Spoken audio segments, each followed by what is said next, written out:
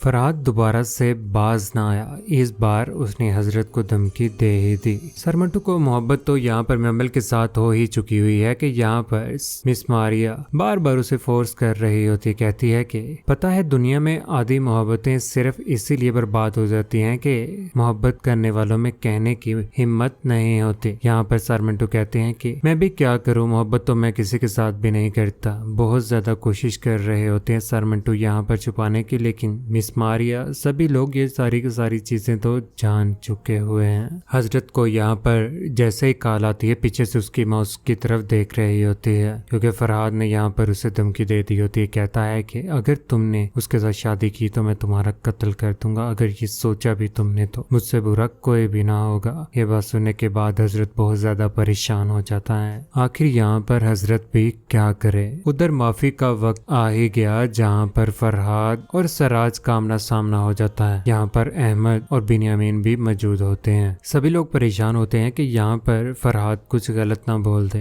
लेकिन यहाँ पर एक दूसरे को गले लगाते हैं और माफी भी एक दूसरे से मांग लेते हैं। सर मंटू यहाँ पर इस बार जख्मी हो चुके हुए हैं, क्योंकि बुरा वक्त तो उनके ऊपर आना ही है। यहाँ पर उसकी मुलाकात सर मंटू के साथ हो जाती है। मेमल यहाँ पर सर मंटू के सामने आकर खड़ी है। ये ख्वाब होगा। यहाँ पर एक दूसरे के साथ बातें कर रहे होते हैं। मेमल कहती है कि पता है आपको मैंने सिर्फ चाहा नहीं है बल्कि आपसे अकीदत भी हुई है। उधर पुप्पो ने अपनी बच्ची का हाथ पकड़कर सर के ऊपर रख ही लिया। मेमल ने जैसे ही सर के ऊपर हाथ रखा तो यहाँ पर कहती है कि पुप्पो आपकी कसम शादी मैं करवा कर ही रहूंगी। उधर बिन्यामीन की बीवी यहाँ पर परेशान है कि बिन्यामीन वहाँ पर गया हुआ है, अगर उसकी मुलाकात सुरैया के साथ हो गई तो क्या होगा। सुरैया यहाँ पर आंखों में सुरमा डालने के बाद अच्छे तरीके से तैयार तो हो चुकी हुई है। उसे इस बात का अंदाजा हो चुका हुआ है कि यहाँ पर बिन्यामीन आने वाला है। उधर मेमल परेशान होकर बैठी हुई है। उसे समझ नहीं आ रही कि उसकी जिंदगी कहीं तबाह ना हो जाए। इफ्रा भी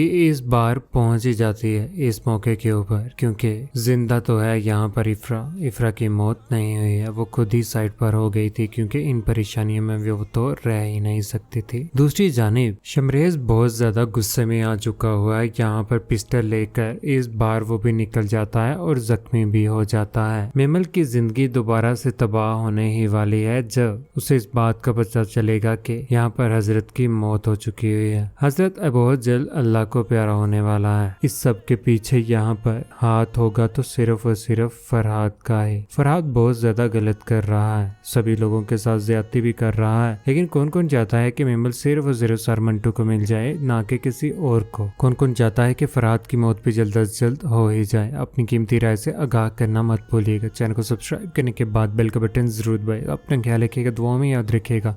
अल्लाह हाफिज।